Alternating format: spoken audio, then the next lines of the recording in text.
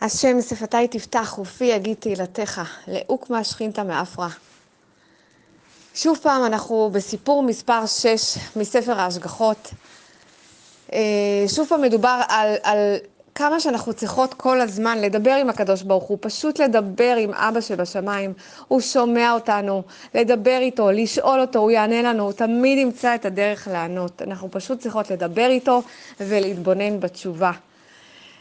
במקרה הזה זה היה יום אחד שהייתי בקורס, קורס שבועי שהייתי הולכת אליו בנושא של חינוך ילדים לפי המקורות.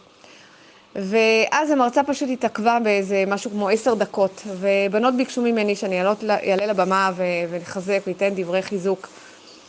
ואז באמת שיתפתי אותם בניסיון של משפחות שאני מלווה אותם בתחום החינוך של הילדים, ושהגעתי למסקנה חד משמעית שהדרך העיקרית להיכנס ללב של הילדים, של הדור הזה, הדור המדהים הזה של הילדים, ילדים מדורו של משיח, ילדים מהיכלו של משיח, ילדים של הדור האחרון, ילדים כל כך מיוחדים.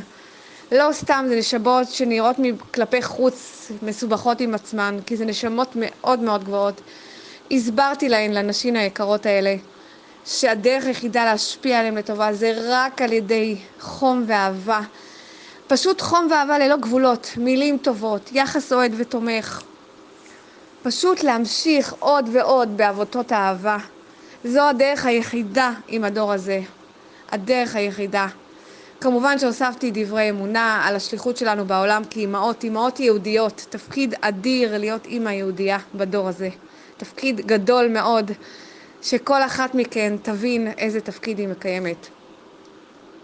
בזמן שאני מדברת איתם, אני רואה שלא מעט נשים מעננות ככה בראש, כאות הסכמה לדברים שלי, ומביטות בי ממש בשקיקה, בעיניים ממש דומות מהתרגשות.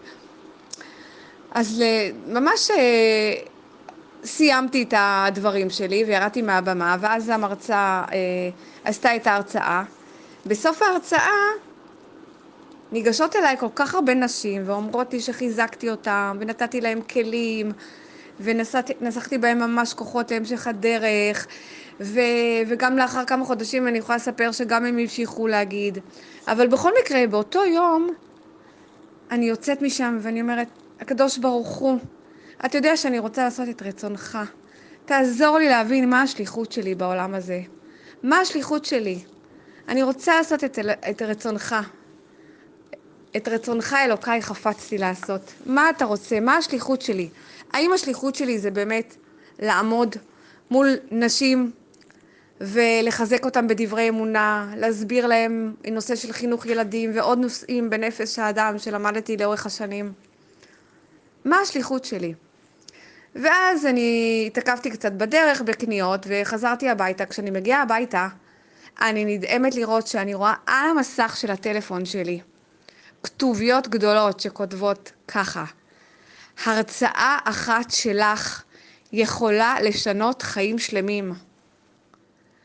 אני נדהמתי לראות מה שאני רואה, אני נכנסת ואני רואה שזה מסרון של הזמנה לקורס מרצים של אחד הארגונים הידועים. אני נדהמתי עוד יותר לראות שההודעה הזאת נשלחה אליי בדיוק באותה שעה שנסתיימה ההרצאה, ואותם נשים החמיאו לי על דבריי בסופו של הקורס. זה לא יאמן, באותה דקה בדיוק נשלח אליי המסרון הזה. השתבח שמו לעד.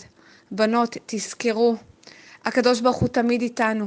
הוא מדבר איתנו כל הזמן. תהיו איתו, תתחזקו איתו, תבקשו כוחות ממנו, תבקשו תשובות ממנו. הוא יענה, הוא תמיד עונה, הוא תמיד לידינו. אל תיתנו ליצר הרע לבלבל אתכן. תמיד תדעו שאבא שלנו תמיד לידינו. אוהבת אתכן המון.